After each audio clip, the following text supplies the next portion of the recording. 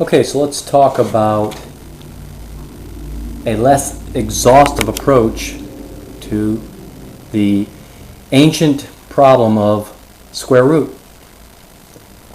So recently, because of another project I'm working on in my shop, the issue of square root came up, and like most people, I reach for a calculator or Excel spreadsheet and I get a quick answer. But you know, during that quest for the square root of the number I was looking for, I got involved in thinking about square root, and anyway, so here we are. So there's an equation I came up with, and I'm probably not the only one that ever came up with it, but here it is. Requires two variables. The radicand, or radicand, that's the number you find under the radical sign. Right here they are. And that's represented by r. And the second variable, s, which represents the nearest square root below the radicand. And when I say the nearest square root, I'm talking about a whole number. So we'll get to that in a second, show an example further down. So for a square root with an accuracy to the first decimal place, we can use this algebraic equation that I came up with. And in this particular case, it works for any radicand that's for 4 or higher. So that's what this part means here. So for those of you that know your basic algebra, it's not too complicated. You just basically plug in the numbers. Here's a functionalized version of it for those of you that may be familiar with a calculus approach.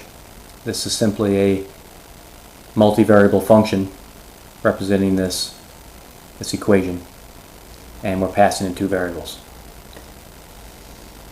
Okay, so for square root with accuracy to the fourth decimal place or better, we can use this condensed multivariable iterative function down here. Again, this is kind of a calculus approach, at least when we talk about the function. In this case, there's no condition on the radicand like I had up here. You'll notice there is no if statement over here. And it works great for easily solving large radicands by using a tactic of moving the decimal place. And I'll probably show that at a later time, but just to keep this video brief.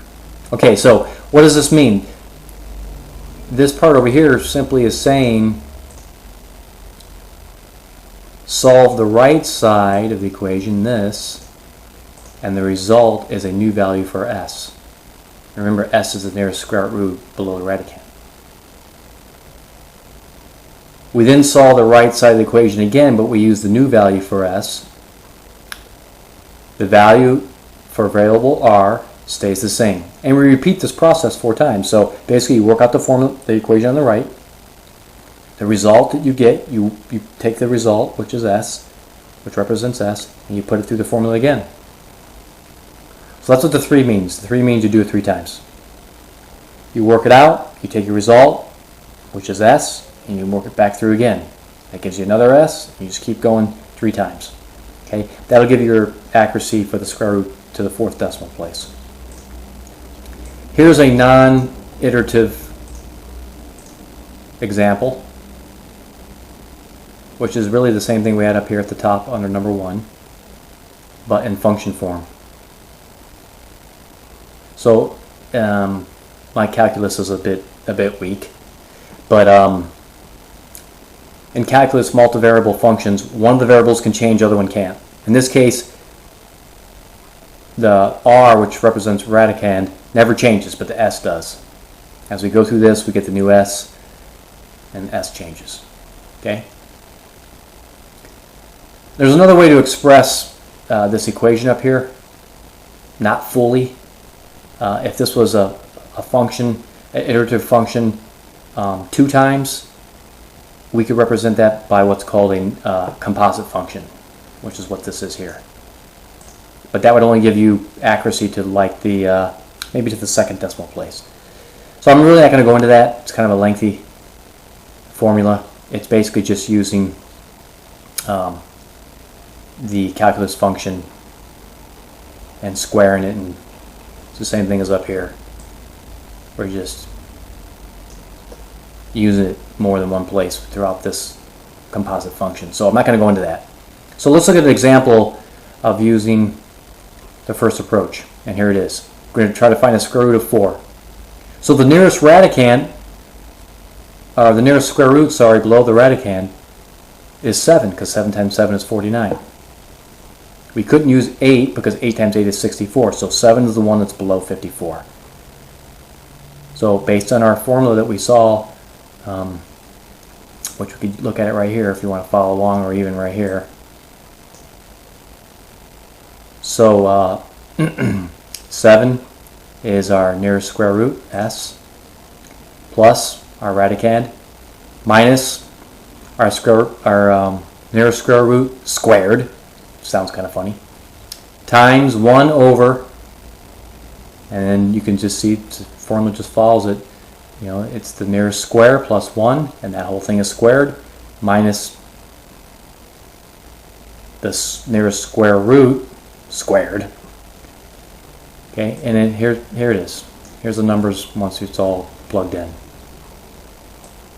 Okay, basically with this equation that I came up with here, our estimated square root for 54 is 7 1/3.